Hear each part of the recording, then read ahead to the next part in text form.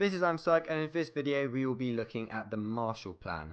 So basically the Marshall Plan was a technique so that European states, particularly in West Europe, would become dependent on economic aid from the US.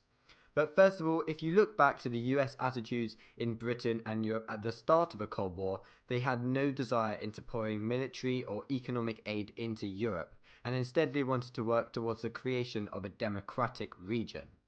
So in their view, the Europe were of no importance regarding their own superpower status. Now, it was only Dean G. Acheson who warned that a negative situation in Europe would undermine any international democracy ambitions based on capitalism. So basically, Europe may not become completely democratic as they once had thought. And it was both Acheson and William L. Clayton in 1947 who expressed this very gloomy picture of Europe, saying that the financial system had come to a complete standstill, and Clayton said that the situation was deteriorating and many people faced the prospect of starvation. Therefore, he said the US had to offer significant aid so Europe would not experience a social, economic, and political catastrophe. Now, by 1947, the US wanted not only economic recovery within Europe, but also unity as well, which would create a number of stable pro-American states within Europe, particularly the west of Europe, of course. So they also, out of Europe, that the east of Europe, they could not do much about it, and they just had to focus on Western Europe.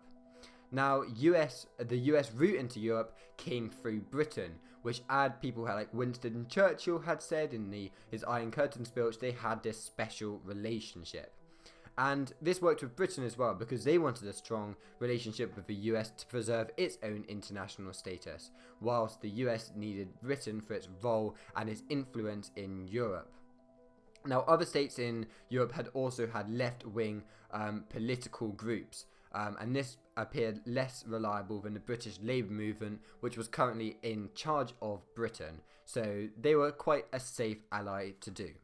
So in May 1947, when Clayton returned from Western Europe, he said that the failure to revive the European economy would damage the US economy as well, as this would predict a loss of markets for US goods, and there would be more unemployment in the US.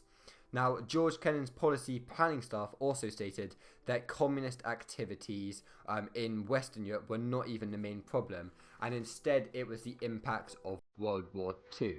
So he thought that US aid should also be mainly focused on the restoration of Europe's economic strength rather than solely combating communism.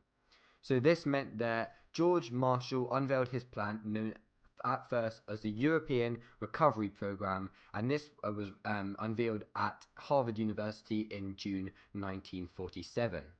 And then within the first 5 years of the launch of the Marshall Plan, $13.5 billion were distributed to 16 different countries within Europe, and this was offered, however, to all the countries in Europe. But the conditions of receiving this aid was that some of it must be spent on importing goods from the US.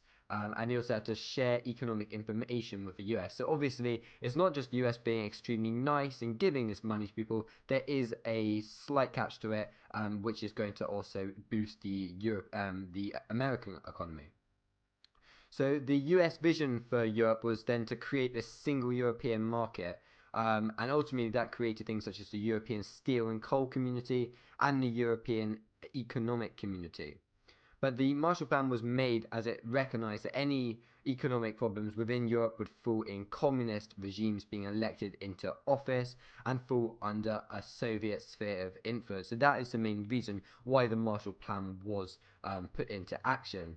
And the particular ways that the US were actually in France and Italy, where there was communist parties, which also gained a lot of support. So this meant that the Marshall Plan was offered to all European countries, including the Soviet Union, which can be a surprise. Of course, the Soviet Union didn't accept this, and many Eastern European countries were not allowed to accept money from the Marshall Plan because the Soviet disallowed them to. And obviously, the Soviet views of a Marshall Plan were extremely negative, as the Soviets viewed it as economic imperialism, and they thought that the Americans were attempting to undermine their sphere of influence in Eastern Europe.